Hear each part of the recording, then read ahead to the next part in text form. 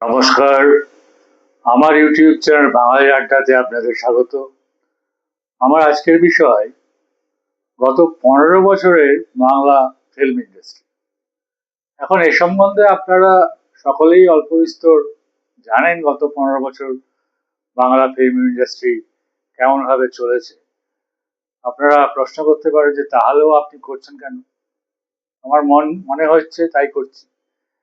তার কারণ হলো যে এই 15 বছরের আগে বাংলা ফিল্ম ইন্ডাস্ট্রি একটা সারা ভারতে অত্যন্ত সম্মানজনক জায়গায় ছিল। সেখান থেকে গত 15 বছরে নামতে নামতে যে জায়গায় এসে পৌঁছেছে তাকে আর খুঁজে পাওয়া যাচ্ছে না। তার কারণ আপনারা ভেবে দেখুন যে এই বাংলা চলচ্চিত্র ইন্ডাস্ট্রিতে ছবি করেছেন সত্যজিৎ রায়, ঋত্বিক ঘটক, মৃণাল সেন, তপন সিংহ, তরুণ মজুমদার, অজয় কর, অসিত সেন, অরবিন্দ মুখোপাধ্যায়, তারপরে গৌতম ঘোষ, অপর্ণা সেন, খুব সম্প্রতি ছবি করছেন সৃজিত মুখোপাধ্যায়, কৌশিক গাঙ্গুলি, সুব্রত সেন, এনারা। একটা সময় যখন নিউ থিয়েটার্সে রমরমা, তখন বাংলা সিনেমা জনপ্রিয় হলে সেটাকে একটা হিন্দি ভার্সন করতে হতো, অর্থাৎ ডবল ভার্সনের ছবি তুলত। এতখানি বাংলা ফিল্ম ইন্ডাস্ট্রির দিকে সারা ভারত তাকিয়ে থাকতো। সেটা ছবি বলুন, টেকনোলজি বলুন, সমস্ত কিছু থেকেই সারা ভারত তাকিয়ে থাকতো বাংলা ফিল্ম ইন্ডাস্ট্রি। তারপরে এই 15 বছরে কি এমন ঘটলো যে বাংলা ফিল্ম ইন্ডাস্ট্রি একদম তলায় চলে গেল? তার কারণ হচ্ছে যে একটা কথা বলা যায় যে একটা সময় বাঙালির এই সিনেমা পাড়ার ছবি ফুটিয়ে তুলতে গিয়ে তরুণ মজুমদার, বিখ্যাত চলচ্চিত্র পরিচালক, তার সিনেমা পাড়া দিয়ে দুখণ্ডের লেখা বইয়েতে লিখেছিলেন, মনের মধ্যে রাশি রাশি ছবি দিনে দিনে ধূলিধূসর হতে হতে অস্পষ্ট হয়ে আসছে। তরুণ বাবুর এই সিনেমা পাড়া দিয়ে আমাদের নিয়ে যায় এক ভালোবাসা, বন্ধুত্ব, বিশ্বাস ও মাধুর্যের মায়ামহলে। কিন্তু এখন আমরা কি দেখলাম? এখন আমরা দেখলাম যে সিনেমা তো সবসময় এমন একটা শিল্প যার সঙ্গে অনিবার্যভাবে বা ওতপ্রোতভাবে গ্ল্যামার, ভোগবিলাস, রঙিন জীবন, প্রাচুর্য, নারী সান্নিধ্য এবং রাত্রির জীবন জড়িয়ে আছে।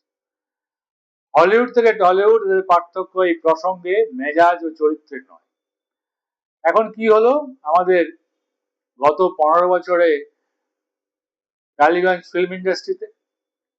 সেখানে যেটা হলো সেটা হচ্ছে যে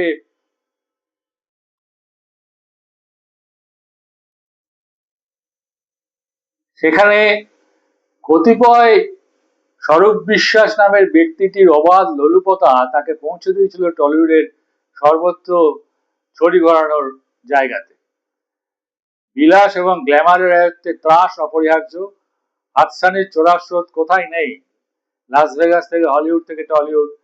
কিন্তু এমন বেআব্রু নিচুমানের লুম্পেনরা কি হাতের মুঠোয় রেখেছে লাস ভেগাস থেকে হলিউড থেকে বলিউড? এমনকি লুণ্ঠন থেকে নিজেকে বাঁচাতে পারেনি আমাদের সিনেমা পাড়ার সাধারণ মেকআপ শিল্পী মেয়ে। এখন এই যে কিছু পুরুষের লালসার হুঙ্কার, স্বরূপ বিশ্বাস আমাদের সিনেমা পাড়ার ক্ষমতার আসনে বসে দিনের পর দিন ইন্ডাস্ট্রিকে শোষণ করে কোন আর্তিময় নিরুপায় নরকে নিয়ে গিয়েছে তার কতটুকুই বা আমরা জানতে পেরেছি, আস্তে আস্তে জানতে পারছি, আরো পারবো। এখন এই এইভাবেই বাংলা ফিল্ম ইন্ডাস্ট্রির যে অধঃপতন গত 15 বছরে হলো, সেটার জন্য স্বরূপ বিশ্বাস অ্যান্ড কোম্পানির যথেষ্ট দায় আছে এবং তাদেরকে দায়িত্ব নিতেও হবে। বর্তমানে গিল্ড এবং আরো যে সমস্ত কমিটি ছিল ফিল্ম ইন্ডাস্ট্রির, সেগুলো সমস্ত ভেঙে দেওয়া হয়েছে। ভেঙে দিয়ে বাংলা ফিল্ম ইন্ডাস্ট্রি এখন কেন্দ্রীয় সরকার শুরু হয়েছে, বাংলা চলচ্চিত্রের নতুন যুগ তো শুরু হয়েছে ঠিকই, কিন্তু কেন্দ্রীয় সরকার সমস্ত তত্ত্বাবধানে আছে। এখন টলিউডে কাজ পাওয়ার জন্য আগে ঘুষ দিতে হতো, শয্যা সঙ্গিনী হতে হতো, এবং সর্বোপরি রাজনীতি, ওই শাসক দলের রাজনীতি গত 15 বছর, গত বিগত শাসকের রাজনীতি না করলে তাকে অভিনয়ে চান্স দেওয়া হতো। যেমন ধরুন, কুণাল ঘোষ এই নিয়ে কথা বলছেন যে দেব কেন মিঠুনকে নিয়েছে, কারণ মিঠুন বিজেপি করে। এখন কুণাল ঘোষের কোনো ধারণাই নেই যে মিঠুন চক্রবর্তী এমন একজন অভিনেতা যিনি একটা সময় ডিস্কো ড্যান্সার ছবির মাধ্যমে সারা ভারতকে তো মাতিয়ে দিয়েছিলেন বটেই, এবং তারপরে তিনি অজস্র ছবি করেছেন।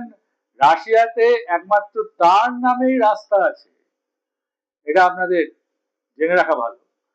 সেই মিঠুন চক্রবর্তীকে তার অভিনয় নিয়ে মন্তব্য করছেন কোন এক জনৈক কুণাল ঘোষ, এটা শুনতেও খারাপ লাগে।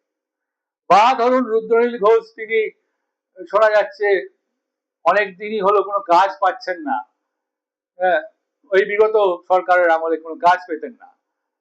তিনিও তো যথেষ্ট ভালো অভিনেতা। অনির্বাণ ভট্টাচার্যকে ব্যান করা হয়েছিল, এবং কৌশিক গাঙ্গুলি, সুব্রত সেনের মতো ডিরেক্টরদেরও ছবি করতে দেওয়া হয়নি। এটা যে বাংলা চলচ্চিত্রের পক্ষে কতখানি লস, সেটা বোঝার ক্ষমতা আমার মনে হয় স্বরূপ বিশ্বাস অ্যান্ড কোম্পানির নেই। তাই তাদের যে অর্থলিপ্সা, নারী লিপ্সা, এই সমস্ত কিছু মিলেই বাংলা ফিল্ম ইন্ডাস্ট্রিকে ধ্বংস করে দিল, সেখান থেকে আমাদের বেরিয়ে আসতে হবে, এবং বেরিয়ে আমরা আসবোই। কারণ খারাপ সময় কেটে গেছে, অর্থাৎ অমানিশা কেটে গেছে, আবার নতুন সূর্য আমরা দেখতে পাচ্ছি। নতুন ভাবে ইন্ডাস্ট্রি আবার তার হৃত গৌরব ফিরিয়ে আনবে বলেই আমার বিশ্বাস।